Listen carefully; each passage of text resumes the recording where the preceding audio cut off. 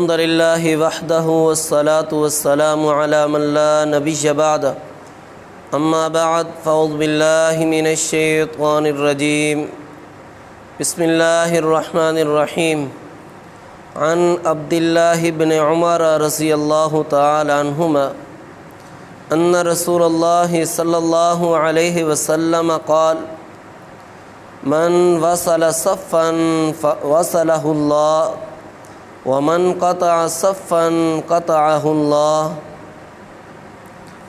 رواہ ابو داؤد۔ محترم ساتھیو، آپ بھائیوں کے سامنے آج میں نے صف بندی کے حوالے سے کچھ گفتگو کرنی ہے، کچھ باتیں کرنی ہے کہ صف کو درست کرنا، صف بندی کرنا، اس کی کتنی فضیلت ہے اور کتنا اجر ملتا ہے، کیا کیا فائدے ہیں۔ سنن ابی داؤد کے اندر رسول اکرم صلی اللہ علیہ وسلم کا فرمان ہے۔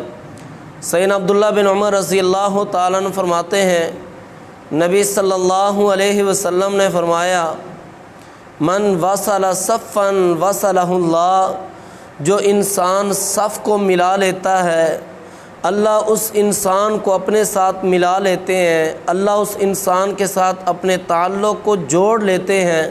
وَمَنْ قَطَعَ صَفًّا قَطَعَهُ اللَّهُ، نبی صلی اللہ علیہ وسلم فرماتے ہیں، جو شخص صف کو کاٹتا ہے، صف کے درمیان میں خلل ڈالتا ہے اور صف کو الگ الگ کر دیتا ہے، رسول اکرم صلی اللہ علیہ وسلم نے فرمایا، قَطَعَهُ اللَّهُ، اللہ اس انسان سے اپنے تعلق کو کاٹ دیتے ہیں، تعلق کو توڑ دیتے ہیں۔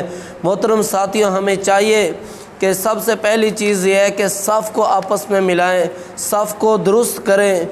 رسول اکرم صلی اللہ علیہ وسلم کا دوسرا فرمان گرامی، یہ صف کو درست کرنا یہ نماز کا حصہ ہے۔ نبی صلی اللہ علیہ وسلم فرماتے ہیں، سووا صفوفکم فإن تسویۃ الصفوف من اقام الصلاۃ، ایک روایت میں یہ الفاظ ہیں من تمام الصلاۃ۔ نبی علیہ السلام نے فرمایا، اے میرے صحابہ، سووا صفوفکم فإن تسویۃ الصفوف من اقام الصلاۃ، تم اپنی صفوں کو درست کیا کرو، اپنی صفوں کو ٹھیک کیا کرو۔ یہ صفوں کو ملانا، آپس میں مل کے کھڑے ہونا، یہ نماز کا حصہ ہے۔ ایک دوسری روایت میں من تمام الصلاۃ، جب صف کو ملائیں گے، پاؤں کے ساتھ پاؤں ملائیں گے، قدم کے ساتھ قدم ملائیں گے، کندھے کے ساتھ کندھا ملائیں گے، صف بالکل ٹھیک بنے گی اور نماز بھی اللہ کی بارگاہ میں قبول ہوگی اور مکمل نماز ہوگی۔ اگر صف کے درمیان میں خلا ہوگا، نماز ناقص ہوگی، ثواب مکمل نہیں ملے گا۔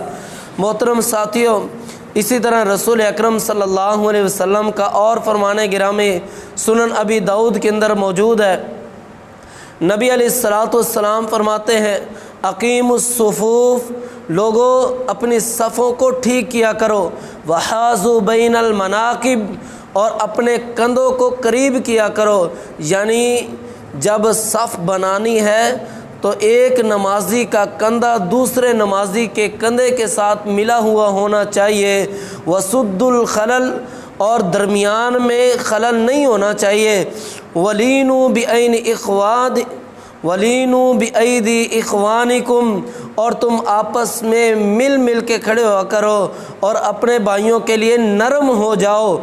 وَلِینُوا بِأَیْدِی اِخْوَانِکُم، نبی صلی اللہ علیہ وسلم فرماتے ہیں، اپنے بھائیوں کے لیے نرم ہو جاؤ۔ کیا مطلب؟ کہ تم ساتھ ساتھ ہو کے کھڑا ہوا کرو، قریب ہو کے کھڑا ہوا کرو۔ وَلَا تَذَرُوا فُرُجَاتٍ لِلشَّیطَان، اور درمیان میں خلا نہ چھوڑو، خالی جگہ نہ چھوڑو شیطان کے لیے، بلکہ وَسُدُّ الْخَلَلْ، خلل کو پورا کرنا چاہیے۔ تو صف بالکل ٹھیک ہونی چاہیے۔ اور اسی طرح نبی علیہ السلام کا فرمان ہے، صف کو درست کرنے کی فضیلت کیا ہے۔ نبی علیہ السلام نے فرمایا، اقیم الصف فی الصلاۃ، جب نماز کی حالت میں کھڑے ہوتے ہو صف کو بالکل درست کیا کرو۔ فإن اقامۃ الصف من حسن الصلاۃ، جب تم نماز صف کو درست کرتے ہو تمہاری نماز کے اندر حسن پیدا ہو جاتا ہے، تمہاری نماز کے اندر خوبصورتی آ جاتی ہے، تو نماز کو حسن ملتا ہے صف بندی کے ساتھ۔ ویسے بھی محترم ساتھیوں، جب دیکھیں جو صف ملی ہوئی ہوگی وہ دور سے دیکھیں بڑی عمدہ، بڑی خوشنما، بڑی اچھی صف لگتی ہے، اور جس صف کے اندر خلا ہوتا ہے تو دور سے بھی وہ درست نہیں لگتی، بری محسوس ہوتی ہے کہ ایک بھائی وہاں کھڑا ہے، دوسرا وہاں کھڑا ہے، تیسرا وہاں کھڑا ہے، درمیان میں وقفہ ہے، درمیان میں فرق ہے، تو وہ صحیح نہیں لگتا۔